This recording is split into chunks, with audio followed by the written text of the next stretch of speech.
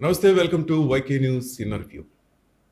గ్రహగతుల నడుమ జీవన గమనం, నక్షత్ర కాంతిలో విధి విమర్శన, కాలచక్రం చెప్పే కర్మ ఫలితం, జ్యోతిష్య బోధిని దారి చూపు దీపం అంట. కానీ ఈరోజు ఆ జ్యోతిష్యం దారి తప్పుతోంది అనిపిస్తోంది. కొంతమంది మేధావుల పేరుతో, స్వాముల పేరుతో ఒక్కో రకంగా చెప్తూ ప్రజల మనోభావాలతో, భక్తుల మనోభావాలతో ఆడుకుంటున్నారు. కోట్లాది మందికి ఒకే రాశి ఉంటుంది, చాలా మందికి ఒకే నక్షత్రం ఉంటుంది. కానీ వీళ్ళు చెప్పే విధానంలో మాత్రం చాలా తేడా ఉంటుంది. కొంతమంది మంచి వాళ్ళు కూడా ఉండొచ్చు, కానీ ఈ చెడు అనేది వీళ్ళ మీద ఎక్కువ ప్రభావం చూపిస్తోంది. ఒక ఆయన ఒక దోషం ఉందని చెప్తారు, ఆ దోషానికి ఈ విధంగా పూజ చేయాలంటారు. ఇంకొక ఆయన ఇంకో శాంతి పూజ అంటారు. రకరకాలుగా చెప్తుంటారు.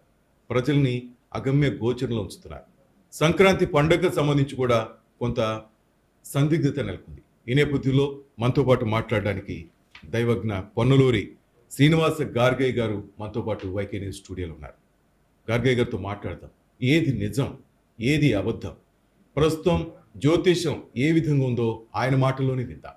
నమస్కారం గార్గయ్య. నమస్కారం అండి. గురుగారు, నేను చెప్పింది ఏమైనా తప్ప? అక్షర సత్యం, పునఃసత్యం. ముందుగా అసలు సంక్రాంతి మీద ఏంటి ఇంత గొడవ జరుగుతోంది ఏంటి 2026లో? ఒకరేమో 14 అంటారు, ఒకరు 15 అంటారు. ఏది చేసుకోవాలి ప్రజలు? ధర్మశాస్త్రరీత్యా ఏ నిర్ణయాలు అనేవి ఉంటాయో ఆ నిర్ణయాల ప్రకారమే పర్వదినాన్ని జరుపుకోవాలి. కానీ వచ్చిన ఇబ్బంది ఏమిటంటే, భారతదేశ వ్యాప్తంగా ఎక్సెప్ట్ తెలంగాణ, ఆంధ్రప్రదేశ్ ఈ 2 రాష్ట్రాలు మినహాయించి మిగిలిన అన్ని రాష్ట్రాలు కూడా జనవరి 14వ తేదీ మకర సంక్రాంతి పర్వదినం. అందుకే కేంద్ర ప్రభుత్వం కూడా జనవరి 14వ తేదీ వాళ్ళు పండగగా హాలిడే డిక్లేర్ చేశారు. బట్ ఆంధ్రప్రదేశ్ గవర్నమెంట్ జనవరి 15వ తేదీ మకర సంక్రాంతి పర్వదినం చేశారు. అక్కడ సంగీతం నెలకొన్నది. మరి వీరెందుకు చేశారు అంటే, తిరుమల తిరుపతి దేవస్థానం పంచాంగం ఉంది.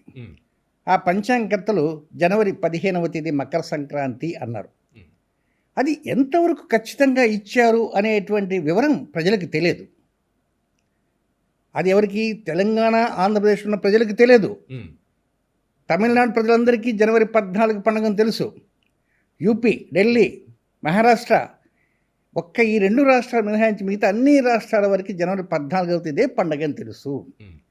మరి వీరెందరికీ ఎందుకు జ్ఞానోదయం కాలేదు? ఈ మాట అన్నందుకు అనేదా అనుకుంటున్నాను, క్షమించండి. ఓకే. కేవలం పూర్వగణితం, దుర్గణితం అనేటువంటి గణితాల మధ్య ఉన్నటువంటి తేడా కారణంగానే ఇలాంటి సమస్య అనేది వస్తున్నది. దీన్ని పరిష్కరించాలంటే ఇది చంద్రబాబు నాయుడు గారే చేయాలి. కానీ దీనికి మనం లోతులకు వెళ్తే ఖచ్చితమైన నిర్ణయం అంటూ కూడా కావాలి.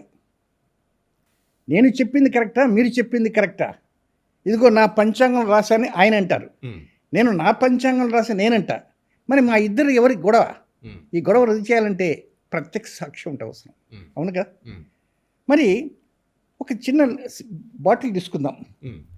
ఈ బాటిల్లో ఎన్ని ఎంఎల్ ఉంది అంటాం. ఇది ఇంతవరకు ఉందనుకోండి, ఇది చూసి ఓ ఇది 250 ml బాటిల్ లాగుంది, 250 ml అనొచ్చు. లేదా సగానికి ఉందనుకోండి, అందా చూసి 120 ml ఉందంటారు.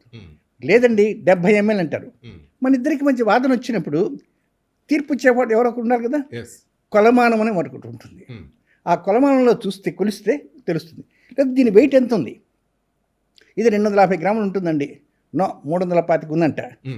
మన ఇద్దరికి మధ్య ఈ తగాద వచ్చింది. మనకు దీనికి కొలమానం ఉంటుంది, దానికి ధర్మకాటలో పెట్టాలి. సరే ఇదంటే సరే. అలా కాకుండా డిస్టెన్స్ ఉంటుంది. ఆ గోడ నుంచి గోడకి ఎంత దూరము అటు ఇటు చూసి ఇది 14 అడుగులు ఉంటుందండి, లేదండి 15 అని మీరు అంటారు. టేప్ పెట్టి కొలిస్తే తెలుస్తుంది. ఇంత ఖచ్చితమైన కొలమానం మన దగ్గర ఉన్నప్పుడు ఖగోళంలో ఏ ప్లానెట్ ఎక్కడ ఉంది అని చెప్పేయటానికి ప్లానెటోరియంస్ ఉన్నాయి, నక్షత్రశాలలు ఉన్నాయి. అలాంటి నక్షత్రశాలల ప్రకారంగా ఈజీగా చెప్పవచ్చు. గతంలో 1956లో నెహ్రూ గారి టైంలో అక్కడ దసరా పండుగ ఇలాగే తేడా వచ్చి యావత్ భారతదేశం కొట్టుకుంటుంటే అప్పుడు ఆయన చికాకు పుట్టి నెహ్రూ గారికి దీని మీద కమిటీ వేశారు, పంచాంగ సంస్కరణ కమిటీ 1956లో. అప్పటి నుంచి అందరు దేశవ్యాప్తంగా పండితులు ఆహ్వానించి ఒక సరైన సిద్ధాంతం తీసుకొచ్చారు. అదే దృక్ సిద్ధాంతము. అది భారత ప్రభుత్వం ఆమోదం తెలిపింది ఆ సిద్ధాంతానికి. దాంట్లో గ్రహణం తీయాలంటే మీరెక్కడున్నా నేనెక్కడున్నా కాదు, ఖచ్చితంగా ఆ గ్రహణం అక్కడ జరిగిందా లేదా అనేది పంచాంగంలో ఉంటుంది. మధ్యాహ్నం 3:36 విజయవాడలో గ్రహణం కనబడుతుందని ఒక ఆయన రాస్తారు, ఇంకొక ఆయన 4:20 రాస్తాడు. ఫర్ ఎగ్జాంపుల్ అనుకుందాం, అక్కడ ఖచ్చితంగా ఎన్ని గంటలకు పడుతుందో అన్ని గంటలకు ఏ రైటర్ అయితే రాశారో అది కరెక్ట్. ఇంత సైన్స్, ఇంత టెక్నాలజీ పెరిగింది. వీడియో కాల్స్ మనం చేసుకుంటున్నాం. 2G పోయింది, 3G పోయింది, 4G పోయింది, 5G వచ్చింది. ఇంత ఉన్నప్పటికీ పాత చింతకాయ పచ్చడిలాగా జనవరి 15వ తేదీ. కానీ అసలు పండగ నిర్ధారణ ఎలా చేస్తారు? మకర రాశిలోకి సూర్య సంక్రమణం జరగాలి. అంటే సూర్యనారాయణుడు జగద్రక్షకుడు ఉత్తరాషాఢ నక్షత్రం 2వ పాదం 14వ తేదీ మధ్యాహ్నం ఖచ్చితంగా 3:07 ఆయన మకర సంక్రమణం జరుగుతుంది. ఇది టెలిస్కోప్లో మనం చూడవచ్చు. ఓకే. అలాగే ఉజ్జయినిలో నరేంద్ర మోడీ గారు, ప్రధానమంత్రి గారు ఒక గడియారం పెట్టారు, Vedic clock tower, world first Vedic clock tower. Okay. అది కేవలం గంటలు మాత్రం చూపించదు, ఏ ప్లానెట్ ఎన్ని గంటలకు ఏ రాశిలోకి పోతుంది, ఏ ఋతువు ఎన్ని గంటలకు పోతుంది అంత ప్రత్యక్షంగా ఉన్నప్పుడు అడిగేటువంటి నాథుడు లేడండి ఇక్కడ. నేను ఒక్కడిని గొంతు చించుకోవాల్సి వస్తుంది. సరే, ఇది పక్కన పెడదాం, మాది దృక్ సిద్ధాంతం. పుష్కరాలు ఉన్నాయి. పుష్కరాలు, గోదావరి పుష్కరాలు గత సంవత్సరం పంచాంగంలో నేను రాసుకుంటూ వచ్చా. 2027వ సంవత్సరం జూన్ నెల 26వ తేదీని చంద్రబాబు నాయుడు గారు మొట్టమొదటి ఏం చేశారు, జూలై 3వ తేదీ 6వ తేదీ జూలై 23 పెట్టారు. దీని మీద పెద్ద రచ్చరచ్చ చేసేసారు వాట్సాప్లో. చిట్ట చివరికి దిగొచ్చి ప్రభుత్వం ఆ తిరుపతి సిద్ధాంతి గారిని కన్సర్న్, ఎందుకంటే తిరుపతి దేవస్థానానికి ఆయన ఆస్థాన సిద్ధాంతి కనుక నేను ఏ తేదీ చెప్పానో అదే తేదీ వారు ప్రకటించారు. ఇప్పుడు ఆయన క్వశ్చనింగ్ టిటిడి సిద్ధాంతిని, ఏమయ్యా పుష్కరాలేమో మా గణితమా, గ్రహణాలేమో మా గణితమా, మకర సంక్రాంతి నీకు పనికి మాలిన గణితమా? నేను అడుగుతున్నాను మీ మీడియా ద్వారా.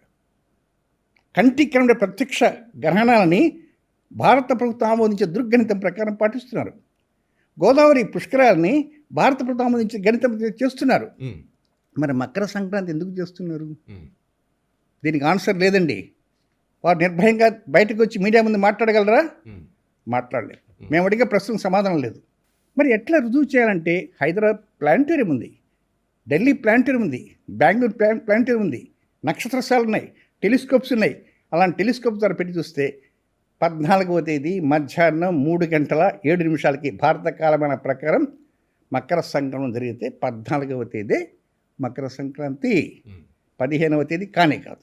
అది అంటే తెలుగు రాష్ట్రాల ప్రజలందరికీ మీరు చెప్పేది 14వ తేదీ సంక్రాంతి. 14వ సంక్రాంతి చేసుకో. సంక్రాంతిలోన మకర సంక్రమణం ఉత్తరాయణ పుణ్యకాలం అంటారు. ఆ రోజు పుణ్యకాలం సాయంత్రం సూర్యుడు అస్తమించడంతో పుణ్యకాలం అయిపోతుంది 14వ తేదీ. పుణ్యకాలం అంతా అయిపోయిన తర్వాత రాత్రి హాయిగా నిద్రించిన తర్వాత 2వ రోజు అప్పుడు తండ్రికి తాతలకి వీళ్ళంతా చనిపోయిన పితృదేవతలందరికీ తర్పణాలు వదులుకుంటారు వారి పద్ధతి ప్రకారం. అంటే పుణ్యకాలం అంతా అయిపోయిన తర్వాత ఒక సామెత కూడా ఉంది, ఏమిటైనా అంతా పుణ్యకాలం అంతా అయిపోయిందిరా బాబు అని. అంటే ఆంధ్ర రాష్ట్రంలో ఉన్న ప్రజలు కావచ్చు, ఈ పంచాంగం నమ్ముకొని తెలంగాణలో ఉన్నవారు కావచ్చు, పుణ్యకాలం తర్వాత పర్వదినం ఆచరిస్తే పితృదేవతల యొక్క ఆశీస్సులు లభ్యం కానే కావు. 14వ పండగ చేసుకుంటేనే మీకు పితృదేవతల ఆశీస్సులు అందుతాయి. రైట్ గురుగారు, మీరు చెప్పిందంతా చాలా బాగుంది. పంచాంగాలు, జ్యోతిష్యాలని ఒక ఆయన వేణుస్వామి అంటాడు, ఇంకొక ఆయన శివస్వామి అంటాడు, ఇంకొకడు కళ్యాణ స్వామి అంటాడు. ఎవరు వీళ్ళంతా? ఏదో చెప్తుంటారు. మీరు చెప్పినప్పుడు ఈ విధంగా తిరుమల తిరుపతి దేవస్థానం సిద్ధాంతన్నారు, మీరన్నారు, ఒక క్లారిటీ అంటూ వచ్చారు. ఇంతవరకు బాగానే ఉంది. ఇక రకరకాల స్వామీజీలు తయారైపోయి జనంలో ఆందోళన కలిగించే మాట వాస్తవం కాదా? ఎవరిని నమ్మాలి ప్రజలు? చెప్పండి, మీరే చెప్పండి. ప్రజలు ఆఖరికి ఏమవుతుందంటే అభూత కల్పం చెప్పేటువంటి వారిని నమ్మాల్సిన పరిస్థితి ఏర్పడుతుంది. జ్యోతిష్యం అంటే ఆఖరికి ఏంటంటే ఇది ఏదో ఒక చిలక ప్రశ్నలాగా చెబుతున్నారు అనేటువంటి ఆలోచనతో వస్తుంది. ఇంకోటి కూడా అనుకుంటున్నారు, జ్యోతి గురించి అనుష్క గురించి చెప్పేదేమో అనిపిస్తుంది. అలాగే అనుకుంటానండి శ్రీనివాస్ చౌదరి గారు. విషయము ఒక్కోసారి తమకు సంబంధించిన వారిని కూడా చక్కగా వారు శుభకార్యం చేసుకుంటే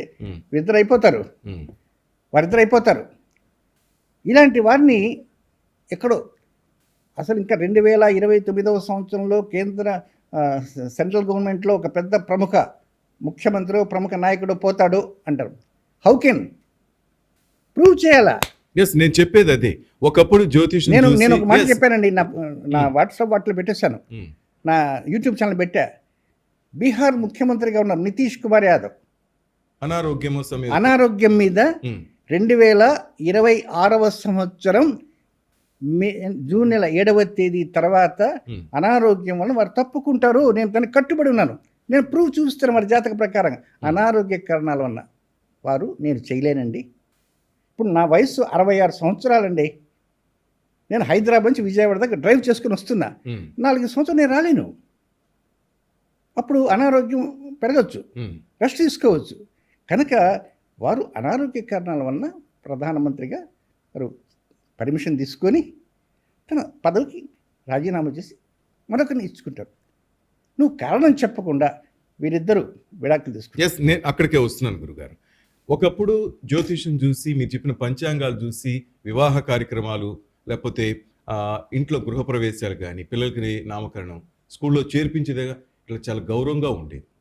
కానీ ఈరోజు జ్యోతిష్యులు ఎట్లా అయిపోయారంటే వాళ్ళ కొంపల్లో ఏం జరుగుతుంది, వీళ్ళ కొంపల్లో ఏం జరుగుతుంది, ఎవరు విడిపోతారంటూ పర్సనల్ లైఫ్లోకి దిగేదా. ఎగ్జాక్ట్లీ. ఎవరండి అసలు మీరు? ఎవరు వేణుస్వామి? ఎవరు మీరంతా? సరస్వతి పుత్రులు అని చెప్పుకుంటారు. సరస్వతి పుత్రులు మందు తాగుతారా? మాంసాహారం తింటారా? ఎట్లా వస్తారు? మీరు ఎలా చెప్తారు? అసలు పర్సనల్ లైఫ్లోకి రావడానికి మీరు ఎవరండి అంటున్నారు అంతా. మీరు అన్నది నేను ఒప్పుకుంటానండి. ఎందువల్లంటే ఎవరైతే సోకాల్ పర్సన్స్ వారంతటా వారు స్వయంగా వచ్చి మా జాతకం చెప్పండి అంటే Yes. ఆ జాతకం వరకు చెప్పి కానీ వారు మీరే- ఏ విషయం చెప్పామని ఆ 4 గోడల మధ్య దాటి అవతల వెళ్ళకూడదు. కానీ మీరు కొంపలు కూల్చే స్థాయికి వచ్చింది ఈరోజు జ్యోతిష్యం. కానీ అసలు వారి వివాహానికి సిద్ధపడుతున్నారు, ముహూర్తం పెట్టుకున్న టైంలోనే ఉమ్, ఇంకా ఆ సమయంలో ఇది వివాహం చేసుకోబోతున్నారు, ఉమ్, ఇంకా అయిపోతారు. ఇంకా అనగానే చిన్న చిన్న మీడియా ఛానల్స్ ఉంటారు కదా, ఉమ్, వాళ్ళంతా ఈ సోషల్ మీడియా వెళ్ళేసి హైలైట్ చేయడంతో ఇలాగా చెప్పేటువంటి సిద్ధాంతుల ప్రతిభ ప్రస్తుతం పెరుగుతున్నది. నిర్మోహమాటంగా మాట్లాడుతూ శాస్త్రాన్ని రుజువులతో చూపించే వారి ప్రతిభ ఉమ్. గ్రాడ్యుయేట్ తగ్గుతుంది. అంటే ఏ కొంపలు, అంటే కొంపలు కూల్చమని ఏ జ్యోతిష్యం చెప్పింది గురుగారు? ఇలాంటి వారి మీద ఆ, న్యాయస్థానం కూడా సరైనటువంటి కొరడ జరిపించినప్పుడే ఉమ్, కొంత తగ్గుతారండి. ఉమ్, ఎందుచేతనంటే నిన్న పేపర్లో చూశాను, విమానాలు లేట్ అయినా కూడా కేసులు వేయవచ్చు అన్నారు జడ్జి yes, గారు. ఉమ్, సరే, విమానం ఎన్నో కారణాలు లేట్ కావచ్చు. సాంకేతిక లోపం ఉన్నంత మాత్రం గబగబా ఎగిరితే గుజరాత్ దుర్ఘటనకు అవుతుంది. ఉమ్, కానీ అలాంటి వాటి మీద కేసులు వేయవచ్చు అన్నప్పుడు గతంలో I think 4 or 5 years back um, విజయవాడలో ఒక పండితుల వారు కూడా ఏదో పిచ్చి పిచ్చిగా మాట్లాడిన కారణంగా హ్యూమన్ రైట్స్లు కూడా వేశారు. ఉమ్, గతంలో ఒక వివరణ నేను చెబితే తెలిసి తెలియకుండా కోర్టు నా మీద వేశారు. ఉమ్, తర్వాత ఆ న్యాయస్థానంలో ఆ జడ్జి గారు అంతా పూర్తి వరకు తీసుకొని కేసు కొట్టేశారు. ఉమ్, ఎప్పుడైనా సరే నేను సిజరీన్ ఆపరేషన్ ఇస్తా, పంచాంగంలో సిజరీన్ ఆపరేషన్ ఇచ్చినంత మాత్రం మీరు ఫాలో కావద్దు. ఉమ్, వైద్యుని సంప్రదించాలి. ఉమ్, వైద్యుడు ఈరోజు సోమవారం అండి, వచ్చే సోమవారం లోపల ఎప్పుడైనా డెలివరీ చేసుకోవచ్చు అని ఆయన భరోసా ఇస్తే ఉమ్, అప్పుడు మమ్మల్ని అడగాల. yes, ఈ వారంలో మంచి టైం చెప్తాం. ఉమ్, ఏమండి డాక్టర్ గారికి చెప్పదు, చేయవద్దని చెప్పండి. మేము ఎవరండి? ఉమ్, మాకు ఏం అధికారం ఉంది? కనుక అలాంటి నిర్ణయాలు వచ్చినటువంటి వారికి చెప్తూ ఉండాలి. కొన్ని విషయాలు డాక్టర్లు కూడా ఇంకొక గంటలో ప్రాణం పోతున్నా కంగారు పడకండి, ధైర్యంగా ఉండండి, ధైర్యం yes, ఆ చెప్తాం. మనోధైర్యం ఇచ్చేది లేదు. లేదు. వాడు పోతాడు అంటున్నారు. అది దానివల్ల ఏమవుతున్నదంటే 15 రోజుల తర్వాత పోయేవాడు 15 నిమిషాల తర్వాత పోతున్నాడు. ఉమ్, దీనివలన భవిష్యత్ కాలంలో జ్యోతిష్ శాస్త్రం నమ్మేటువంటి వాళ్ళు కూడా తగ్గిపోయేటువంటి అవకాశాలు yes, ఉన్నాయండి. మీరు చెప్పినట్టుగా మీకు రాజయోగం ఉంది అంటాడు. వాడు కష్టపడకుండా రాజయోగం ఎలా వస్తుంది గురుగారు? కష్టపడు ఫలితాన్ని సాధించని ఏ జ్యోతిషం ఆయన చెప్పడం లేదు. మీకు రాజయోగం ఉంటుంది, ధనయోగం ఉంటుంది, ఏదేదో చెప్పేస్తున్నారు, వాళ్ళ జీవితాలు నాశనం చేస్తున్నాడు. మరొక విషయం మీ దృష్టికి తీసుకొస్తాను. మా పంచాంగాలను నేను విమర్శిస్తున్నా. ఉమ్, ఆదాయము వ్యయము అని ఉంటుంది. yes, ఆదాయం వేయంగానే ఈ ఆదాయము వ్యయము నువ్వు ఎట్లా క్యాల్కులేట్ చేస్తున్నావు? How can? 11 ఆదాయం అంటారు, 1004 అంటారు. అంటే కొంతమందికి ఆదాయం దానికి యాక్చువల్గా పంచాంగ గణితం ప్రకారంగా ఆదివారం కనుక ఉగాది వస్తే 8 ఆదాయం 4 ఖర్చు, ఉమ్, మంగళవారం వస్తే 9 ఆదాయం 12 ఖర్చు, ఒక పట్టిక ఉంటుంది. ఉమ్, ఆ పట్టిక ప్రకారం ఇచ్చి ఈ ప్రకారం ఇస్తారు.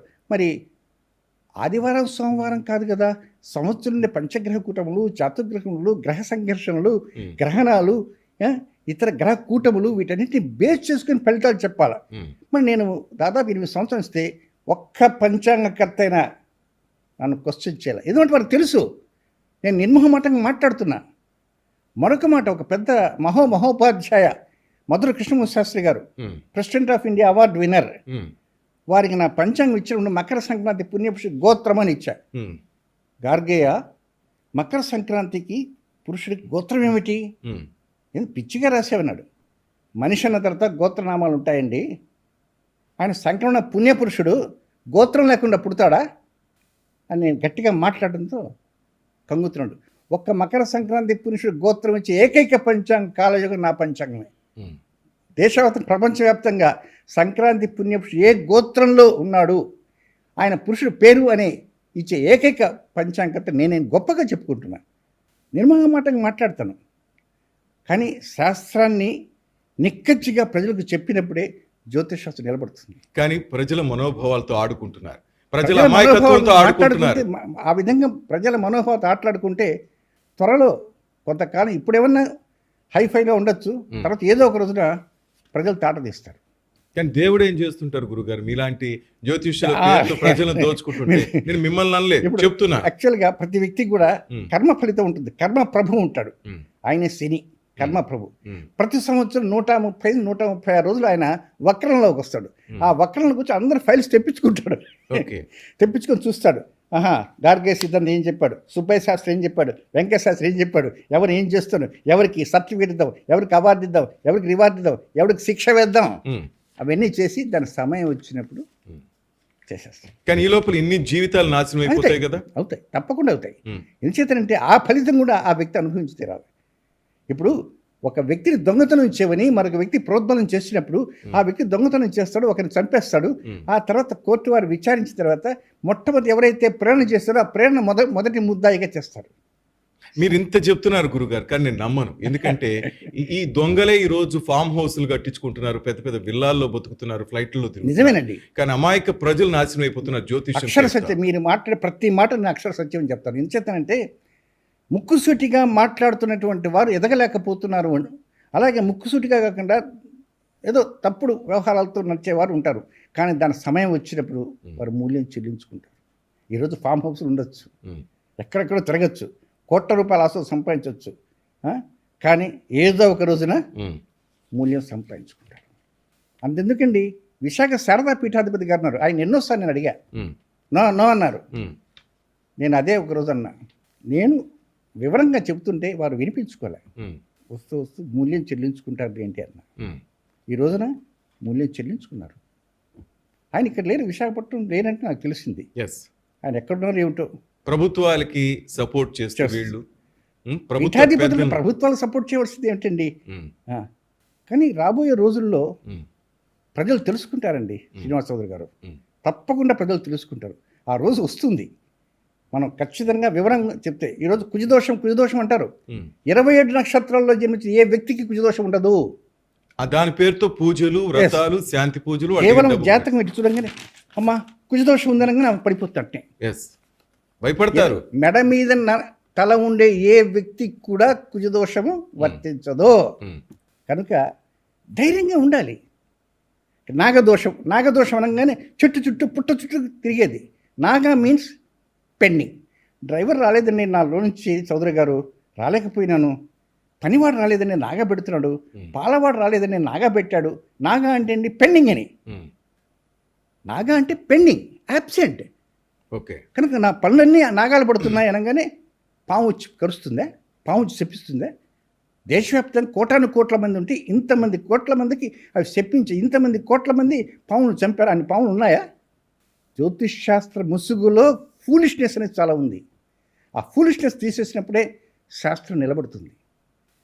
ఇది నిర్మోహమాటంగా చెప్తున్నా. నేను మా పండితులు విమర్శించడం కాదండి. కేవలము ఒక ఆర్థిక దీన్ని డెవలప్ చేయాలనే ఉద్దేశంతో కొంతమంది రకరకాలు చేస్తారు. లాభాపేక్షతో చేసేవారు కొంతమంది ఉంటారు. శాస్త్ర పరిజ్ఞాన్ని ప్రజలకు అందించాలని ఎవరో నాలుగు తపన ఉండేవారు కొంతమంది ఉంటారు. కానీ మాలాంటి వారు వెలుగులోకి రాలేకపోతారు. ఇలాంటి వారే వస్తారు. ఏదైనా రాబోయే రోజుల్లో ప్రజలు తెలుసుకున్నప్పుడే. One more question. ఈ రాహుకేతు పూజలు కాళహస్తిలోనే చేయించుకోవాలంటుంటారు గురుగారు. దాంతో అక్కడ దేవాలయ సిబ్బంది బాగుపడుతున్నారు, చెప్పిన పంతులు గారు. శ్రీనివాస చౌదరి గారు ఒక మాట చెప్తాను. 1997 సంవత్సరానికి ముందు రాహుకేతుల పూజ అక్కడ కాళహస్తిలో లేదు. వచ్చిన వారంతా అక్కడ కొండకు వెళ్తున్నారు, డబ్బులు ఇస్తారు, వెళ్ళిపోతుంటే అప్పుడు ఎవరో నాలాంటి ఒక వ్యక్తి ఇలా కాదు, ఇక్కడ కూడా మన ఫండ్స్ పెంచుకోవాలా, రాహుకేతులు పూజ పెడదాం అంటే రాహుకాలంలో అక్కడ ఎక్కువ వారికి అలవాటు. ఓకే. అప్పుడు పావల మొట్టమొదట, ఉమ్. ఆ తర్వాత రూపాయ, ₹1 ఇవి వందల్లోకి వెళ్ళిపోయింది. రాహుకాల పూజ అంటామా, రాహుకేతుల పూజ. రాహుకాల పూజ అన్నప్పుడు పట్టుకుని రాహుకాలం జరగాలి, ఉమ్. జరగదు. ఉమ్. యాక్చువల్ మామూలు శాస్త్రీయంగా రాహుకాల పూజ ఎప్పుడు చేస్తారు తెలుసా? అసలు రాహు ఎవరు, కేతు ఎవరు మీకు తెలుసే లేదు. చంద్రయాన్ పైకి పంపించారా? చంద్రయాన్ పైకి పోయిందా? సైంటిస్ట్ ఏ టైం చెప్పారు? సాయంత్రం 6:04 ప్రత్యక్షంగా చంద్రయాన్ దిగింది. ఎస్. కళ్ళతో లైవ్లో చూసాం. ఉమ్. వారు చంద్రుడి మీద దిగిందని చెప్పలే, దక్షిణ ధ్రువం మీద అన్నారు. తిరిగింది. ఎస్. అసలు ఏంటి దక్షిణ ధ్రువం అంటే? చంద్రుడికి అటొక్క బిందువు ఇటొక బిందువు ఉంటుంది, అసెండింగ్ నోట్, డిసెండింగ్ నోట్. దాన్నే మేము ఉత్తర ధ్రువం, దక్షిణ ధ్రువం, లేక రాహువు, కేతువు అంటాం ముద్దుగా. ఉమ్. కనుక ఆ కేతువు మీద దిగింది కనుక ప్రతిరోజు కూడా ఆ రాహుకాలం సంబంధించి ఉంటాయి. సోమవారం 7:30, ఉమ్. 9 శనివారం, సోశాసు బూగుమా అంటారు. ఉమ్. అలాగే కేతుకాలని యమగండ కాలం అంటారు. ఉమ్. తమిళనాడు పోతే యమగండమా అంటారు. ఉమ్. అది గురువారం 7:30, గురువారం బుధవారం 9:10, గురువారం మంగళవారం అట్లా వస్తుంది. ఉమ్. మధ్యాహ్నం లోపల రాహుకాలం కేతుకాలం మీద ఒక సోమవారం నాడే, ఉమ్. ఇంకే రోజు రాదు. ఉమ్. కనుక ఆ పెట్టినటువంటి వారు ఆ సోమవారం నాడే పెట్టి రాహుకాలంలో రాహు పూజ, కేతుకాలంలో కేతుకు పూజ పెడితే ఎంత చక్కగా ఉంటుందండి. అలాంటిది లేకుండా కేవలము దేవస్థానాలు అయినప్పటికీ కూడా ఫండ్స్ దండుకోవటమే తప్ప ప్రజలకి ఎంతవరకు జరుగుతుంది? అదొక భయం కలిగించారు. ఆ పూజ ఇంకోటండి, చేయించుకోకపోతే నీకు ఇంకా మీకు కాలసర్పయోగం ఉందండి. అవును. నేను అంటున్నాను శ్రీనివాసరావు గారు, నాకు కాలసర్పయోగం నేను పుట్టలేదని బాధపడుతున్నా. ఉమ్. కాలసర్పయోగం ఎప్పుడూ కూడా చెడు చేయదు. మెగాస్టార్ చిరంజీవి కాలసర్పయోగ జాతకుడు, ధీరుభాయ్ అంబానీ కాలసర్పయోగ జాతకుడు, జవహర్లాల్ నెహ్రూ కాలసర్పయోగం, అబ్రహం లింకన్, జార్జ్ బుష్. కాలసర్పయోగం ఏంటంటే మీరు మీడియాలో ఉన్నారు, మీరు వచ్చి జాతకాలు నేర్చుకొని జాతకాలు చెప్పారనుకో సక్సెస్ కలరు ఒక రంగంలో. నేను జాతకాలు ఉంటూ పోయి అంగడి పెట్టాను అనుకోండి, సక్సెస్ కాను. ఒక రంగంలోనే సక్సెస్ చేస్తుంది. మెగాస్టార్ చిరంజీవి గారు సినిమాల్లో ఉంటూ ప్రజారాజ్యం అన్నాడు. నాయనా నీకు ప్రజారాజ్యం పడదు, నువ్వు కాలసర్పయోగం అని చెప్తే పడిపోయాడు. అలాగే ధీరుభాయ్ అంబానీ ఉన్నాడు, ఆయన బిజినెస్లో ఉన్నాడు తప్ప ఉమ్. పాలిటిక్స్ రాలేదు. కాలసర్పయోగం చాలా గొప్ప యోగం. ఉమ్. రాహుకి కేతువుకి యాంటీ క్లాస్లో తిరుగుతాయి. మన వీధి ఉందండి, ఈ వీధిలో ఆ మూల ఒక రౌడీ ఉన్నాడు, ఈ మూల ఒక రౌడీ ఉన్నాడు, వాడి ఇంటి ముందు అంతా ఉంటారు. ఉమ్. ఈ రౌడీ ముందు ఇంట్లో అందరు బంట్రోతు ఇంట్లో అంతా ఉంటారు. ఎవడు ఆ వీధిలో దొంగ అంటే ఎవడు రాడు. ఉమ్. మనం తలుపులు బాగా తీసిపెట్టి నిద్రపోవచ్చు. కాలసర్పయోగం గొప్ప యోగం. శాస్త్రంలో కాలసర్పయోగం గురించి ఎక్కడ చెప్పలేదు. ఎవడన్నా ఉంటే రమ్మను, ఉమ్. ఎవరన్నా పండితులు ఉంటే ఛాలెంజ్. నేను ఇప్పుడు చెప్తున్నాను మీడియా ద్వారా, కాలసర్పయోగం ఉంది ఫలాన్ని ధర్మశాస్త్రాలు ఎక్కడన్నా ఉంటే రమ్మనండి, నేను ఆస్ట్రాలజీ మానేసి వెళ్ళిపోతా. కేవలం ప్రజల యొక్క మనోభావాలని దెబ్బతీయడానికి, వాళ్ళని భయోత్పాదాలు గురి చేయడానికి కాలసర్పయోగం అనే ఒక బూచిని చూపించి ప్రజల్ని క్యాష్ చేసుకుంటున్నారు. నేను బాధపడుతున్న కాలసర్పయోగంలో నేను పుట్టలేకపోయానని. కనుక ఇలాంటివి జ్యోతిషశాస్త్రంలో చాలా చోటు చేసుకుంటారు. ఇప్పుడు ప్రవచనాలు అంటూ కొత్తగా రైట్, గరికపాటి గారు మంచిగానే చెప్తున్నారు, చాగంటి గారు మంచిగా చెప్తున్నారు. ఈ ప్రవచనాల పుణ్యమా అని గుళ్ళకి అందరూ క్యూ కడుతున్నారు. అది భయంతోనా భక్తితోనా అర్థం కావటం లేదు. ఇక్కడ భయం పెట్టేవారు కొంతమంది ఉన్నారు, ఉమ్. పండితులు, ఉమ్. జ్యోతిష పండితులు. వారు ఏం చేస్తారంటే, మీరు ఈ దేవుణ్ణి కొలవండి, పూర్వజన పాపాలు అన్నీ పోతాయని వారు చెప్తారు. ఎస్. పూర్వజనం నేను ఏమైనా పాపం చేశానని పండితుల వారు అడిగితే నువ్వు పాపం చేశావంటారు.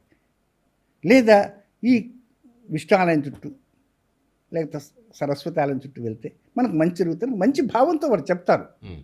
రీసెంట్గా ఒకన్నారు, మీరు ప్రత్యేకంగా గుడికి వెళ్ళవలసిన అవసరం లేదు, ఇంట్లోనే కూర్చోండి, ప్రపంచవ్యాప్తంగా అదే అంటారు.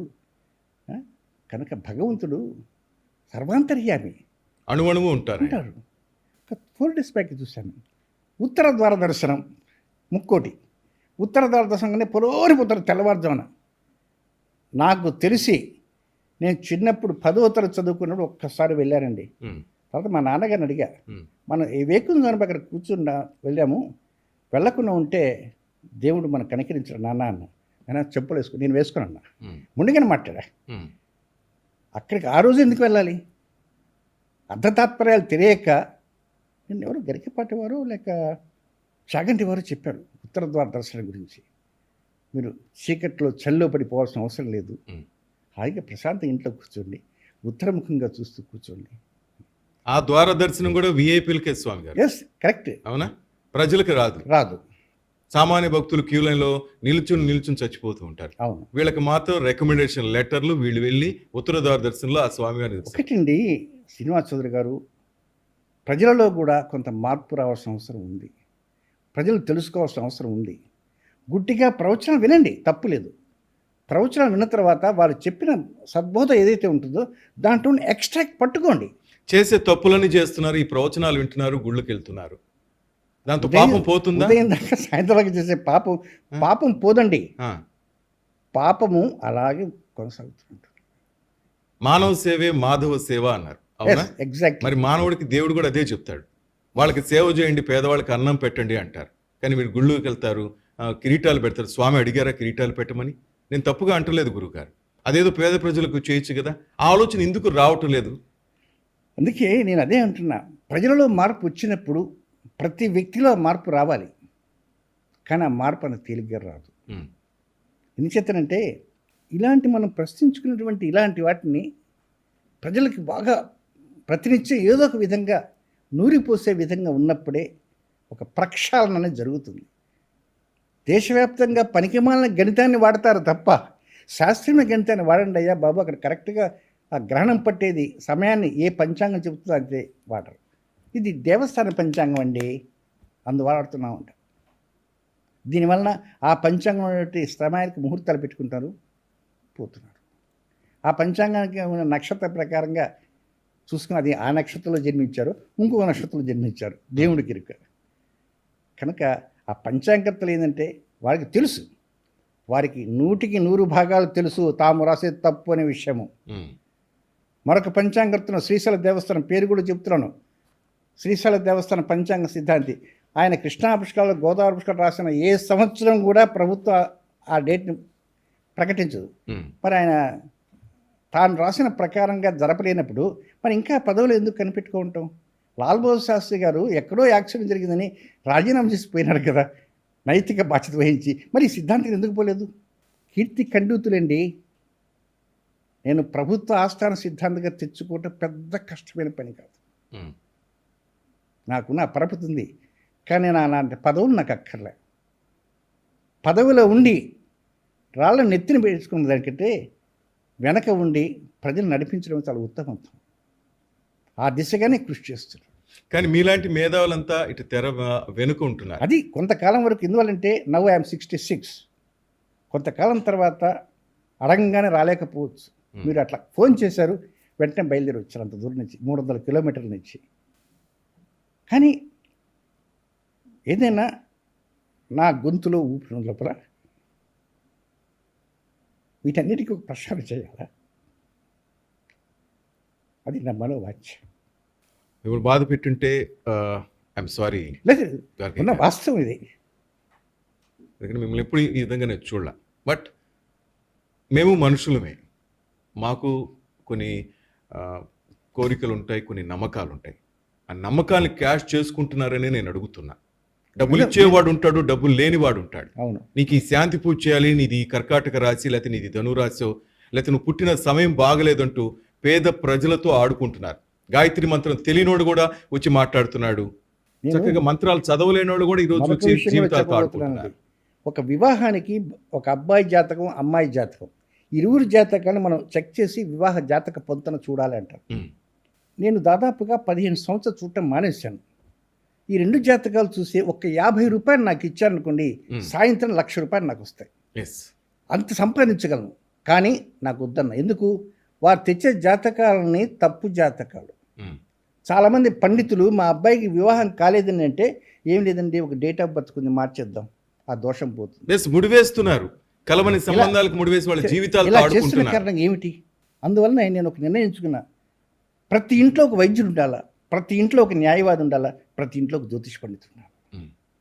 ఎప్పుడైతే ప్రతి ఇంట్లో ఒక జ్యోతిష పండితుడు ఉంటాడో వారికి వారు తెలుసుకునే ప్రయత్నం చేస్తారు. అందుకే రాబోతున్నటువంటి ఉగాది దగ్గర నుంచి నా యూట్యూబ్ ఛానల్లోనే జ్యోతిష్యాన్ని ప్రతి వ్యక్తికి అరటిపండు వచ్చి నోట్లో పెట్టే విధంగా నేర్పించి, అవుట్లైన్స్తో నేర్పించి, మొట్టమొదట మీ అబ్బాయికి పెళ్లి చేయాలన్నా, మీ అమ్మాయికి పెళ్లి చేయాలన్నా వివాహ పొంతును ఎలా చేసుకోవాలా అని నేర్పించాలనుకుంటున్నాను. నేర్పిస్తూ చివరిగా ఏం చెప్తానంటే, మీకు వచ్చిన జాతకం సక్రమైనదా కాదా అనేది అది ఖచ్చితంగా తెలుసుకోవాలి.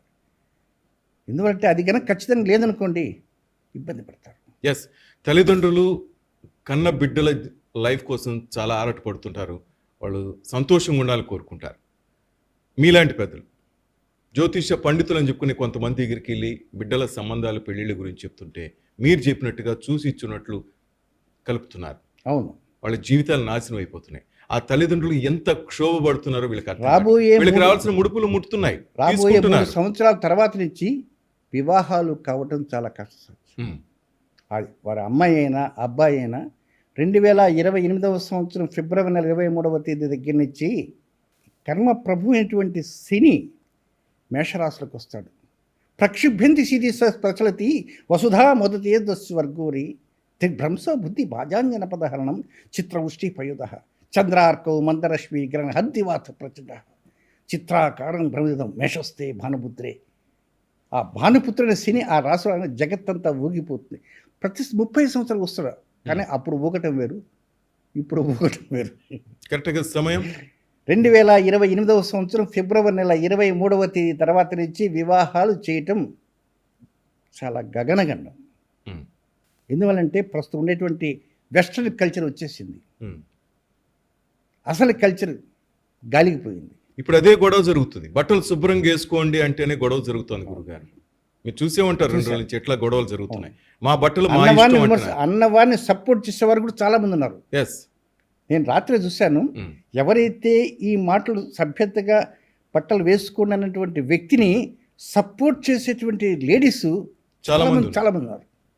అలాగే మా బట్టలు మా ఇష్టం అనేవాళ్ళు కూడా ఉన్నారు. మరి మన సనాతన ధర్మం ఏంటో, మన వేదాలు ఏం చెప్తున్నాయో, మన సంస్కృతి ఏంటో చాలా మందికి అర్థం కావట్లేదు.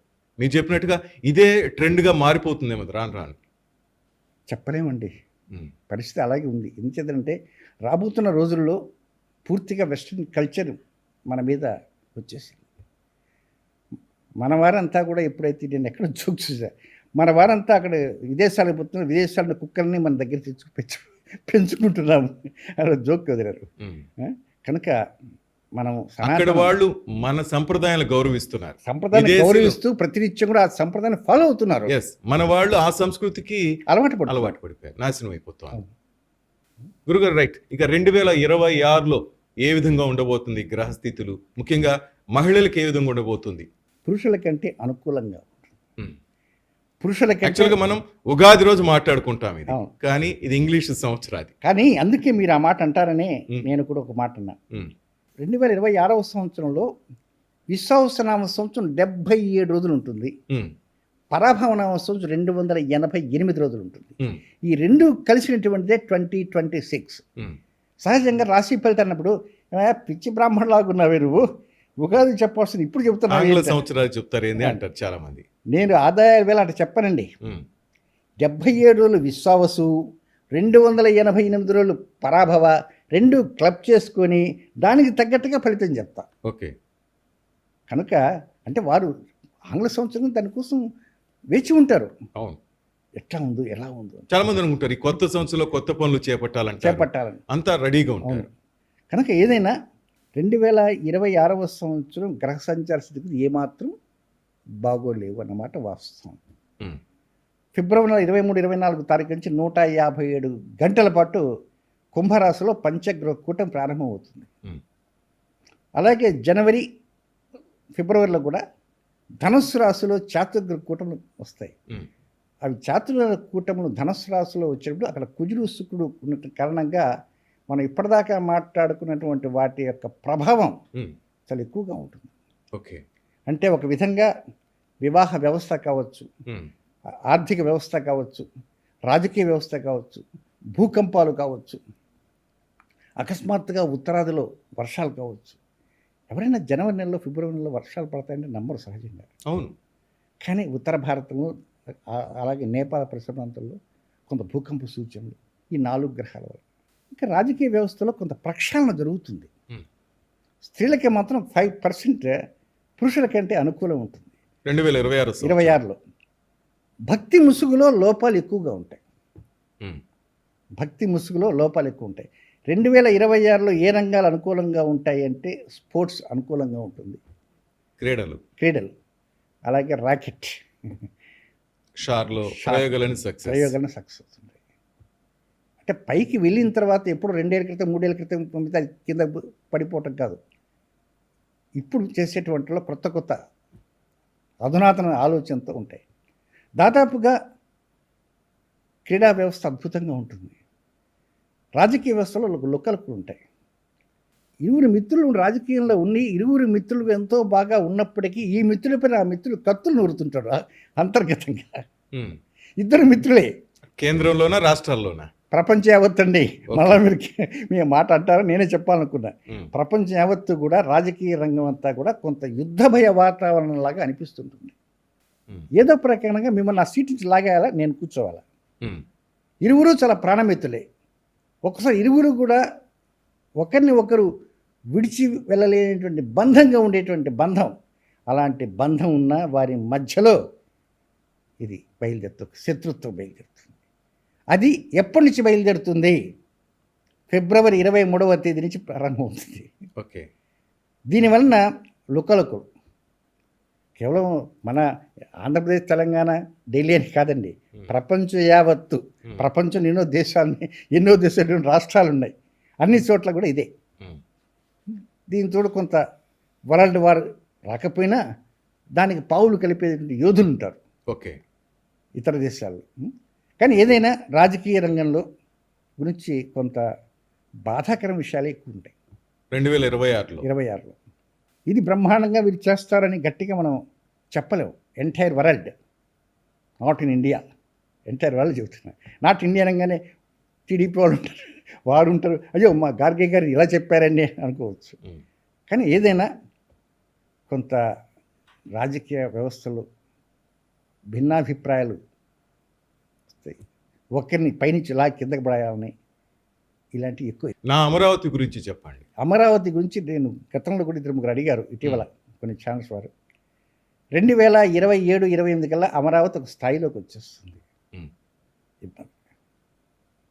చక్కగా అనుకూలంగా ఉంటుంది. ఉమ్. ఎన్ని అడ్డంకులు ఎదురైనా ఉమ్, వస్తుంది. ఎందుకంటే ఆంధ్రప్రదేశ్ ప్రజల కలల తప్ప నెరవేరుతుంది కూడా. Yes. మాకంటూ ఒక రాజధాని ఉండాలి. 2027వ సంవత్సరం 2027 నవంబర్ తర్వాత నుంచి తుది మెరుగులు స్టార్ట్ అవుతాయి. తుది మెరుగులు 2028 ఫిబ్రవరి నుంచి కొంత అనుకూల పరిస్థితులు ఇంకా మెండుగా ఉంటాయి. గతంలో ఉన్న అమరావతికి ఇప్పుడు రాబోయే 2029 నాటికి వచ్చే అమరావతికి నక్కకి నాగలో కనుక తేడా ఉంటుంది.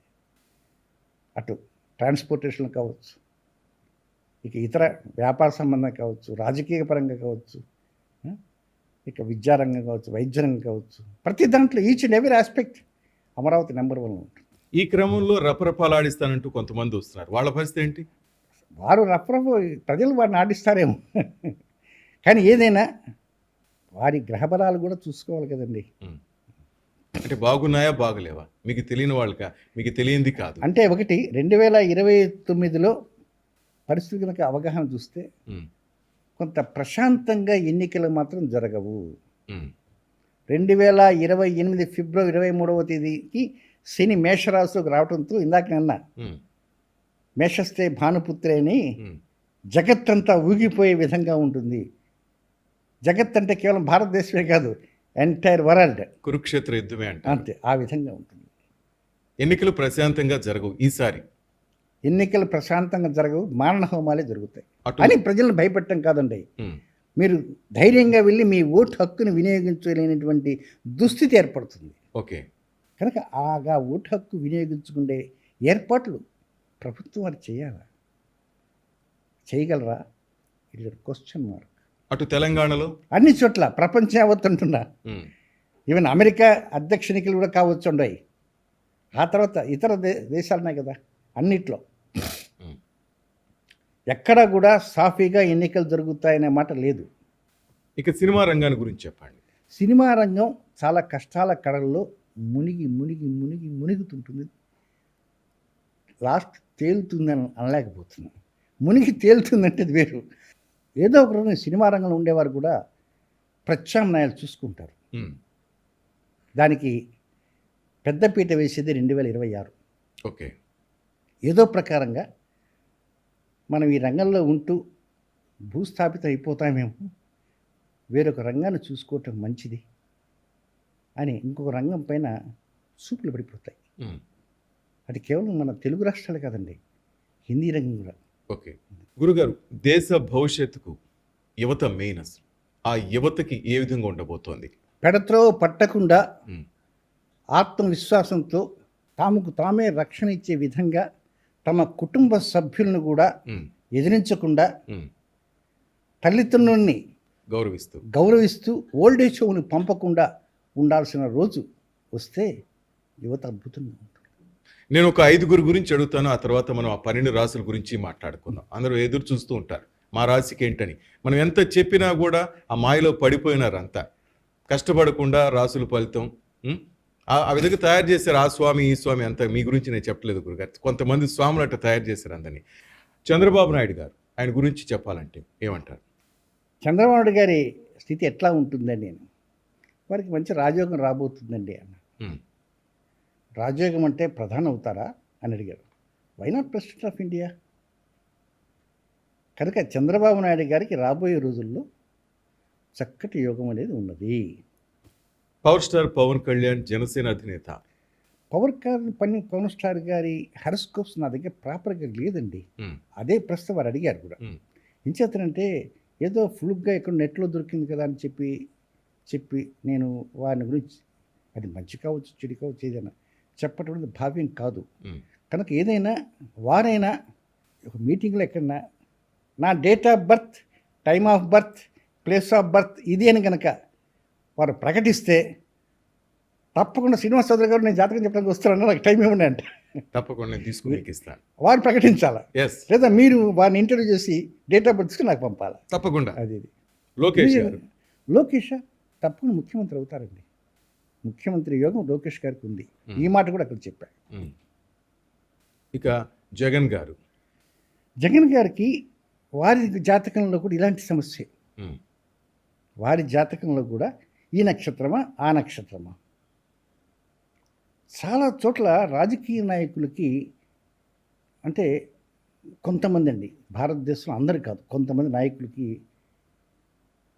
వారు పుట్టిన డేట్లు ఒకటైతే వారి సర్టిఫికెట్స్లో ఒక డేట్స్ ఉంటున్నాయి. ఓకే. దీనివలన పండితులకు పెద్ద ఇబ్బంది అవుతున్నది. ఉమ్, కానీ ఏదైనా ఏ రాజకీయ నాయకుడైనా సక్సెస్ కావాలంటే 2 గ్రహాలు అనుకూలించాలి. ఉమ్, ఒకటి రవి, 2 శని. ఉమ్, రాజకీయ పార్టీని పెంచి పోషించే గ్రహం శని. ఆ పెంచి పోషించడం ద్వారా ఒక గెలిస్తే ఆ గెలిచిన పార్టీని అధికారంలో కూర్చోబెట్టే గ్రహం రవి. ఓకే.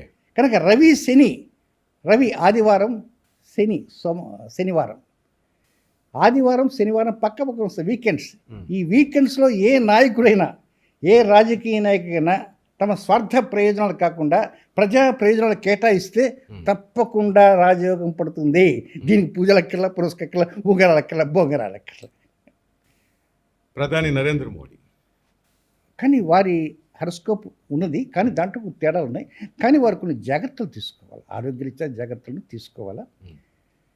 ఈ సంవత్సరం సెప్టెంబర్ దగ్గర నుంచి వారి ఆరోగ్యం చక్కగా ఉండాలని, వారు 10 కాలాల పాటు మనకు ఉండాలని, అంటే ఏదో సమస్య వస్తుందని చెప్పడం కదండి, వారి యొక్క సేవలు మనకు కావాలనే ఉద్దేశంతోనే నేను కూడా కోరుకుంటున్నాను. సెప్టెంబర్ తర్వాత నుంచి వారికి కొంత అసౌకర్యం కలిగేటువంటి అవకాశాలు ఉన్నాయి. తెలంగాణ ముఖ్యమంత్రి రేవంత్ రెడ్డి గారు ఆయన హీజ్ రైట్ రాయల్ వేలు వెళ్తుంటారు. కానీ కొన్ని చోట్ల దూకులు ప్రదర్శించి కొంచెం ఏమిటంటే పరిగెత్తినప్పుడు ఒకసారి బై మిస్టేక్ కాలు జరగచ్చు, కాలు జరిగితే దెబ్బ తగులుతుంది. మాజీ ముఖ్యమంత్రి కేసీఆర్ గారు. వారి గురించి కొంచెం ఇబ్బందికర వాతావరణం. కానీ వారి గురించి నేను I don't want to comment anymore about KCR. కానీ వారి నక్షత్ర ప్రకారం అయితే ఇప్పుడు 2028 దాకా వారి జన్మ రాశికి 9వ స్థానంలో 9వ స్థానంలో శని సంచారం పితృదోషము అంటారు. ఓకే. అది 2023వ సంవత్సరం జనవరి 25 మొన్న ఈ సంవత్సరం నుంచి స్టార్ట్ అయింది.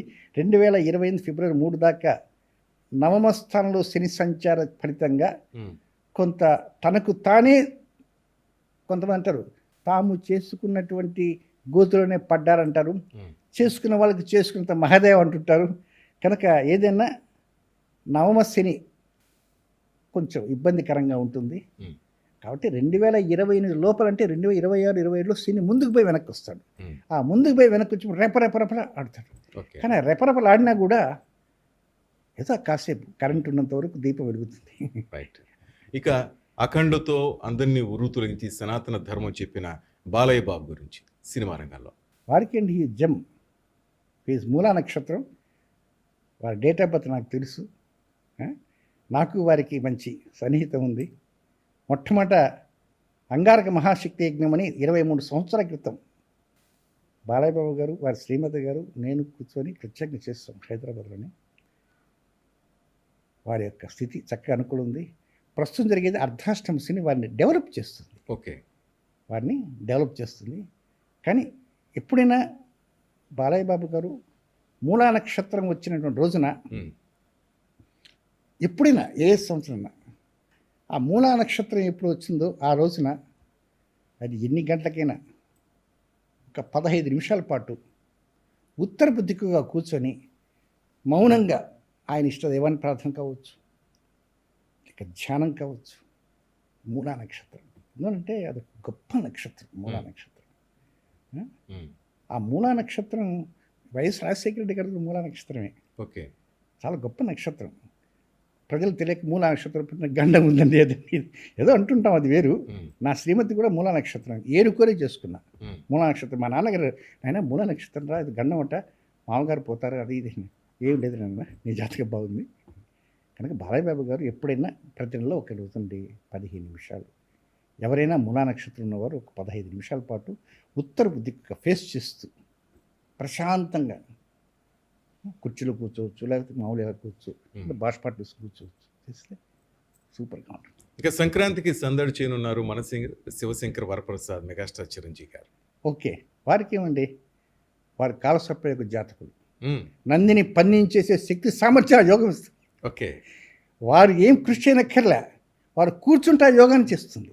ఓకే, వారు రాజకీయ రంగంలో కాకుండా ఫర్ ఇన్ఫర్మేషన్ ది చౌదరి గారు రాజకీయ రంగంలో కాకుండా సినిమా రంగంలో కూర్చొని ప్రశాంతంగా కూర్చొని చక్రం తిప్పగల శక్తి సామర్థ్యాలు మెగాస్టార్ చిరంజీవి గారికి ఉన్నాయి బికాజ్ ఆఫ్ కాలసర్పయోగం. Okay, right. ఇక అందరూ అడుగుతుంటారు గురుగారు, అందుకు వారి కోరిక మేరకు మేషరాశి వారికి మొదట ఈ 12 రాశుల్లో ముందు చెప్తున్నాను ఈ ఆదాయ వ్యయాలు ఎలా నిర్ణయించారు ఉండే అంటారు.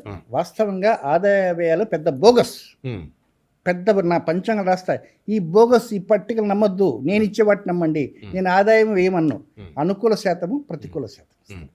సో 77 రోజులు విశ్వాసం, 285 రోజులు 88 రోజులు పరాభవం, రెండు మిక్స్ చేసుకొని అంటే ఇప్పుడు రాబోయేది పరాభవ. ఓకే, ఈ రెండు కలిపి మిక్స్ చేసి ఇంత అనుకూలము ఇంత ప్రతికూలం చేస్తుంది. అందులో మొట్టమొదటి మేషరాశి. మేషరాశి వారికి 40% అనుకూలం, 60% ప్రతికూలం, 40% ఫేవరబుల్. ముఖ్యంగా ఈ 2026లో లాభస్థానం పైన జాగ్రత్తలు తీసుకోవాలి. లాభస్థానం అంటే ఏమిటి? కేవలం డబ్బు సంపాదించిన లాభం అనుకోవచ్చు. ఆరోగ్యం బాగుండాలి కదా, అది కూడా లాభస్థానమే. తిరుపతి దేవస్థానానికి పోతారు, కొండకు పోతారు, ఏమండి దేవుని చూసి వచ్చారు కదా దర్శనం బాగా, ఏం లాభం అండి అంటారు. నువ్వు గుండు కొట్టించుకున్నావు, ప్రసాదం తిన్నావు, దైవం పెట్టుకున్నావు, ఏం లాభం అండి అంటారు. అంటే కొంత అసౌకర్యం ఫీల్ అవుతారు. కనుక ఈ మేషరాశి వారు లాభస్థానంలో కొంత అసౌకర్యంగా ఉంటుంది. 10 రూపాయలు వస్తే ఎక్స్పెక్ట్ చేస్తే 10 రాదు, 3 రూపాయలు మిగులుతుంది. కనుక లాభస్థానమే కొంచెం ఎక్కువ కమాండింగ్ పెట్టాలి. ఏదో మనం కాంట్రాక్ట్ తీసుకున్నాం కదా చెప్పి దాని మీద వదిలేసి వస్తే ఇబ్బంది వస్తుంది. కనుక ఏదైనా లాభస్థానం, ఎడ్యుకేషన్ కావచ్చు, ఉద్యోగం కావచ్చు, వ్యాపారం కావచ్చు, కాంట్రాక్ట్స్ కావచ్చు, తాము ఇచ్చే ప్రతి పని కూడా లాభం అనేది ఉంటుంది. కనుక ఆ లాభస్థానం మీద కొంచెం జాగ్రత్తలు తీసుకుంటూ ఉంటే ఈ 40% ఇంకొంచెం పెరగడానికి అవకాశం ఉంటుంది. అది నెక్స్ట్ వృషభ రాశి వారికి 38% మాత్రమే అనుకూలం, ఇక 62% అన్ఫేవరబుల్. వీరికి ఈ 26వ సంవత్సరంలో తీసుకున్న జాగ్రత్త administration, management, life settlement, life management, వారు ఉద్యోగం చేస్తున్నా, వ్యాపారం చేస్తున్నా, కెరీర్లో అయినా కొంతమంది అంతా బాగా చదువుకున్నారండి, వాడి మేనేజ్మెంట్ సరిలేదండి అంటారు. ఒక్కొక్క టీవీ ఛానల్ పెడతారు, ₹1,00,00,000 పెడతారు, కానీ మేనేజ్మెంట్ సరిలేదో ఏంటో కానీ 3 రోజులు మూత పడుతుంది. అలాగే మేనేజ్మెంట్ అనేది లైఫ్ మేనేజ్మెంట్. ఓకే. కాబట్టి వృషభ రాశి రాజు లైఫ్ మేనేజ్మెంట్ జాగ్రత్తగా చూసుకోవాలి. మిథున రాశి. మిథున రాశి వారికి 51% అనుకూలం అండి. 51 మోర్ దాన్ 50%. కేవలం 49% ప్రతికూలం. అయితే వీరు అదృష్టం ఏదో మనకు తప్పినట్టుంది, అదృష్టం నాకు సరిగా రావటం లేదే, ఏదో ఇబ్బందిగా ఉంది అనేది కొంచెం వీరికి ఎక్కువ. పక్కవాడికి అదృష్టం బాగా ఉంది, ఈయన సంపాదించుకుంటాడు, అవతల సంపాదించుకుంటాడు, బట్ అదృష్టం తగ్గింది లోపల ఎక్కువ ఉంటుంది. రెండు, తండ్రితో కానీ పెదనాన్నతో కానీ చిన్నాన్నతో కానీ పేచీలకు వెళ్లకుండా ఉండాల్సిన అవసరం ఎంతైనా ఉంది మిథున రాశి వారికి. ఇక కర్కాటక రాశి. కర్కాటక రాశి వారికి 45% ఫేవరబుల్, 55% అన్ఫేవరబుల్. వీరు ముఖ్యంగా డ్రైవింగ్, 2 వీలర్ కావచ్చు, 4 వీలర్ కావచ్చు, లేదా బీపీ షుగర్ లేదంటే డాక్టర్ గారు చెప్పినట్టుగా టైంకి మందు మింగాల. ఓకే. రోడ్ క్రాసింగ్స్ జాగ్రత్తగా చేయాలి. ట్రైన్ జర్నీ ట్రైన్ స్టేషన్కి వచ్చినకో కొంతమంది స్మోక్ చేద్దాం దిగుతారు, టీ తాగుదాం దిగుతారు, ఆ టీ చూస్తారు, ఈ లోపల జెండా వేస్తారు, పరిగెత్తుతారు, స్లిప్ అవుతారు. కనుక జర్నీస్లో they have to take utmost care. కర్కాటక రాశి. కర్కాటక పైగా స్లాబ్ మార్బుల్ ఇల్లు ఉంటాయి, హడావుడికి నడుస్తుంటారు, నడవద్దు. స్నానం చేసేటప్పుడు తలస్నానం చేసి ఆ షాంపూ గింపు కాళ్ళకి బంధన అయిందనుకోండి, కళ్ళు కడుక్కుని శుభ్రంగా రావాలి. గుర్తుపెట్టుకోవాలి, కర్కాటక రాశి వారు నడిచేటప్పుడు జాగ్రత్తగా ఉండాలి, వాక్ చేసేటప్పుడు జాగ్రత్తగా ఉండాలి, రన్నింగ్ రేస్ చేసి జాగ్రత్తగా ఉండాలి, బస్సు హడావుడిగా పరిగెత్తు ఎక్కకూడదు. హైదరాబాద్ సిటీ బస్సులో కమ్మి పట్టుకొని పోతుంటారు, పోకూడదు. ఏదైనా ప్రాణాపాయం వచ్చే అవకాశాలు ఉంటాయి. అది సింహరాశి. సింహరాశి జాతకులకి 41% అనుకూలం, 59% కొంత ప్రతికూలం. దంపతులుగా ఉండేవారు కీచులాట్లకు వెళ్ళకూడదు, శ్రీవారి కానీ శ్రీమతి. అలాగే వ్యాపార భాగస్వాములు, జీవిత భాగస్వామి, వ్యాపార ఇలాంటి వారు కూడా కొంచెం జాగ్రత్త ఉంటారు. అలాగే వివాహం కాని వారు ఉంటారు. ప్రతి వివాహం వస్తే అవతల వాడు ఎంత బ్రహ్మదేవుని పంపించినా వేలు పెట్టి చూపిస్తాడు, నీకు ముక్కు వంకర దగ్గర. కనుక ఈ అవివాహితులకి కొంత అనుకూలంగా ఉండదు. కొంచెం వాళ్ళు తగ్గి ఏదో ఈయనకి 10 ప్లస్ పాయింట్స్ ఉన్నాయి, ఒక్క మైనస్ ఉంది, పర్వాలేదు అడ్జస్ట్ అవుదామని. మనకు 10కి 15 ప్లస్లు కావాలంటే కష్టం. అలాగే లివింగ్ రిలేషన్లో ఉంటారు, అలాంటివి కొంచెం ఇబ్బందికరంగా ఉంటుంది. ఇక కన్యారాశి. కన్యారాశి వారికి 57% అనుకూలంగా ఉంటుంది, 43% మాత్రం ప్రతికూలంగా ఉంటుంది. కొంచెం హెల్త్ పాయింట్లో జాగ్రత్త తీసుకోవాలా. అలాగే రుణ బాధలు ఏమైనా ఉంటే వాటిని వారు అడక్కముందే మనం చెల్లించేట్టుగా ఉండాలా. అనవసరంగా శత్రువుని పెంచుకోకూడదు. కొంచెం ఎంత మిత్రులుగా ఉన్నా వాళ్ళ అవతల వాళ్ళకి శత్రుత్వం ఉంటుంది. ఇందాక రాజకీయాలకు చెప్పాను సరే. కనుక వాళ్ళు ఇన్ కేసు ఎవరన్నా కన్యారాశి వారిని అనుకోండి, కొంచెం జాగ్రత్తగా ఉండాలి. తులారాశి. తులారాశి జాతకులు వాస్తవంగా శని రాజయోగకారుడు తులారాశికి, కానీ ఈ సంవత్సరం శని రాజయోగాన్ని ఇవ్వలేకపోతున్నాడు. 43% మాత్రమే అనుకూలము, 57% ప్రతికూలంగా ఉంటుంది తులారాశి వారికి. వీరు సంతాన విషయాల మీద శ్రద్ధ ఎక్కువ చూపించాలి. చిన్నపిల్లలైనా, 10th క్లాస్ వాళ్ళైనా, ఇంటర్మీడియట్ వాళ్ళైనా, వాళ్ళ యొక్క ఎడ్యుకేషను, లేదా వివాహ స్థానానికి వచ్చానుకో, నాన్నగారు నేను అమ్మాయిని చదువుకున్నా, మేము పెళ్లి చేసుకుంటాం, ఇలాంటి కేసులు ఎక్కువ ఉంటాయి. అలాగే అమ్మాయిలు కావచ్చు, అబ్బాయిలు కావచ్చు, వారి విషయంలో ఒక కన్ను వేసి ఉండాలి. అలాగే సంతానం పైన కోపంతో వాళ్ళని దూషించడం అట్లా ఏం చేయకుండా ఉండాల్సిన అవసరం తులారాశి వారికి ఉంది. వృశ్చిక రాశి. వృశ్చిక రాశి వారికి 46% మాత్రమే అనుకూలము, 54% ప్రతికూలంగా ఉంది. అయితే వీరు వాళ్ళు చేసే ఉద్యోగము, వ్యాపారము, హెల్త్, అద్దె ఇంట్లో ఉండేవారు, సొంత ఇంటి కోసం ప్రయత్నాలు చేస్తుంటారు, కానీ లోన్ వచ్చినా కూడా ఒక్కోసారి త్వరగా కట్టలేకపోతారు. అద్దె ఇంటి ఆయనతో పేచీ పడకూడదు. ఏదైనా చిన్నపాటి హెల్త్ ఇష్యూ ఉందనుకోండి, అదేం చేస్తున్నా శాలరీని మాత్రం వేసుకుంటేనే కూడదు, డాక్టర్ గారి దగ్గర చూపించుకోవడం చాలా ఉత్తమం. ధనురాశి. ఈ ధనురాశి జాతకులకి 44% మాత్రమే అనుకూలం, 56% ప్రతికూలం ఉంది. ప్రస్తుతం వరకు అర్ధాష్టమి జరుగుతున్నది. కానీ ముఖ్యంగా ధనురాశి జాతకులు తోబుట్టువులతో చాలా జాగ్రత్తగా ఉండాలి. ఓకే. ఏరా నాకు ఇప్పుడు చీర పెట్టావా, నీ ముఖం వచ్చి కనీసం కాఫీ నీళ్ళు ఇచ్చావా అడుగువాడు ఉంటారు కొంతమంది. కనుక అన్నదమ్ములు కావచ్చు, అక్క చెల్లి, చాలా జాగ్రత్తగా ఉండాలా. ప్రతి మాట జాగ్రత్తగా ఉండాలి. ఏమాత్రం దూషించినా కూడా బంధాలు తెగిపోయేటువంటి అవకాశాలు ఉన్నాయి. ఓకే. మకర రాశి. మకర రాశి వారికి ఆయన రాశి అధిపతి శని. 38% మాత్రమే అనుకూలము, 62% ప్రతికూలం ఉంది. ముఖ్యంగా వీరు మనస్సు మానసికంగా శారీరకంగా వాళ్ళకి సమస్యలు ఉండవండి, ఏముండవు. వాళ్ళు కూర్చుని కుమిలిపోతుంటారు. అప్పులు ఉండవు అనుకోండి, అప్పులు లేకపోయినా ఏమిటో ప్రపంచం వెళ్ళిపోతుందో, మా వాడు ఈరోజు రైలు ఎక్కుతున్నాడు, ఆ రైలు మధ్య పట్టాలు దెబ్బతుందో, ఒక రైలు పంపించాను అర్ధరాత్రి వింటుంటారు. అనవసరపు ఆలోచనలు. అనవసరం. ఫ్లైట్ ఎక్కిందనుకోండి, ఏదో గుజరాత్ ఫ్లైట్ లాగా అవుతుందేమోనే, అనవసరం భయాందోళనలు. కనుక మానసికంగా బాధపడవద్దు, శారీరకంగా బాధపడదు. ఆ విధంగా మానసికంగా శారీరకంగా ఉంటే హెల్త్ ఇష్యూ వచ్చే అవకాశాలు ఎక్కువ ఉన్నాయి. కుంభరాశి. కుంభరాశి 38% అనుకూలము, 62% ఉంది. వీరు కూడా ఏమిటంటే కొంత మానసికంగా పరిపక్వత ఉండాల్సిన అవసరం ఉంది. అనవసరంగా దాన్ని తీసి భూతద్దులం పెట్టుకుని చూసుకోకూడదు. చాలా జాగ్రత్తగా ప్రతి అంశాన్ని కూలంకషంగా చర్చించే విధంగా ఉండాలి. నెక్స్ట్ చివరి రాశి మీనరాశి. వీరికి 43% అనుకూలము, 57% ప్రతికూలం. ముఖ్యంగా మీనరాశి వారికి ఖర్చు భాగాలు ఎక్కువగా ఉంటాయి. సపోజ్ ఒక సిస్టమ్ ఉందనుకోండి, ఒక ఫోన్ ఉంది, ఫోన్ ఏదో కొంటారు, ఏ మాత్రం కోపం వచ్చింది అనుకోండి, ఫోన్ ఏం చేస్తుంది, ఇసి గొడవ కొడతారు. పిచ్చ కోపం. కోపం కాకపోయినా అప్పటికప్పటికి ఎదురుగా మాట్లాడుతుంటారు. మీనరాశి జాతకులతో జాగ్రత్తగా ఎదురుగా మాట్లాడు, ముక్కు మీద కొట్టారనుకోండి, ముక్కు దూరం పగిలిపోతుంది. ఓకే. కనుక వీలైనంతవరకు ఇద్దరు మిత్రులుగా ఉంటారు, కానీ సరదాగా అటు నెట్టారనుకో కింద భయపడతాం. కాబట్టి కొంచెం అవతల వాళ్ళపైన విరచకపడకుండా ఉండాలి. కుటుంబ వ్యక్తుల పైన ఒంటికాల మీద లేవకుండా ఉండాలి. అనవసరంగా దూషించడం కానీ అనవసరంగా విమర్శించడం కానీ ఉండకూడదు. ఉండేటువంటి వస్తువులు ఇంకా 10 కాలం పనిచేస్తారన్నా తీసి పంపించేస్తారు. కారు ఇంకా 4 సంవత్సరాలు పనికి వస్తుంది, కానీ దీన్ని ఏదో ఒక సెకండ్ అమ్మేద్దాం అంటే తామంతటా తామే డబ్బుని దుర్వినియోగం చేసుకునే ఆలోచనలకు వస్తుంటారు. అది మెయిన్ రాశి. రైట్. మొత్తం రాశులు చెప్పారు గురుగారు. అలాగే వైకే న్యూస్ ప్రేక్షకులకు కూడా మీరు ఏం చెప్పబోతారు? చాలామంది ఇంకా మూఢనమ్మకాలు, మీరు చెప్పే రాసులు ఇట్లా ఇట్లా ఉంటుందని, కొంతమంది డీలా పడేవాళ్ళు ఉంటారు, ఉత్సాహం పడేవాళ్ళు ఉంటారు. వీళ్ళందరికీ ఏం చెప్పబోతున్నారు? ఏదైనా మీ ఇష్టదైవాన్ని ప్రార్థన చేసుకోండి. జనవరి 13వ తేదీ చక్కగా భోగి మంట వేసుకోండి. జనవరి 14వ తేదీ మకర సంక్రాంతి పర్వదినాన్ని ఆచరించండి. ఆ రోజు మధ్యాహ్నం 3:07 దగ్గర నుంచి సాయంత్రం సూర్యుడు అస్తమించేదాకా మకర సంక్రాంతి పుణ్యకాలం కనుక మీ పితృదేవతలను చక్కగా తలుచుకోండి.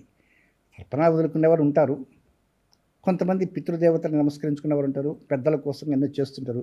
అది 14వ తేదీ చేయండి తప్ప 15 చేస్తే మీరు చేసిన పని వృధా అయిపోతుంది. కనుక నిజానిజాలు తెలుసుకోండి. మీ ఎప్పటికైనా మీ అమ్మాయిల జాతకాలు కానీ మీ అబ్బాయిల జాతకాలు కరెక్ట్ నక్షత్రమా కాదంటే గవర్నమెంట్ ఆఫ్ ఇండియా భారత ప్రభుత్వ ఆమోద గణితం ఉంది, ఆ గణితాన్ని చేయండి. ఆ గణితం ప్రకారమే సరైనటువంటి నిర్ణయాలు తీసుకోవడానికి ప్రయత్నం చేయండి. Right. Thank you very much Garge Siddhanti garu. స్టూడియోకి వచ్చారు, కొంతలో కొంత అనుకోండి, నివృత్తి చేశారు సందేహాలంటే. మేము కోరుకునేది కూడా అదే, ఇలాంటి దొంగ స్వాముల్ని, దొంగ పంచాంగకర్తల్ని, దొంగ జ్యోతిష్యుల్ని మీలాంటి వాళ్ళు కూడా అడ్డుకట్ట వేయాలి. వాళ్ళకి మీ బాధ్యత కూడా అది. ఎందుకంటే మీరు చెప్తేనే ప్రజలకి వింటారు.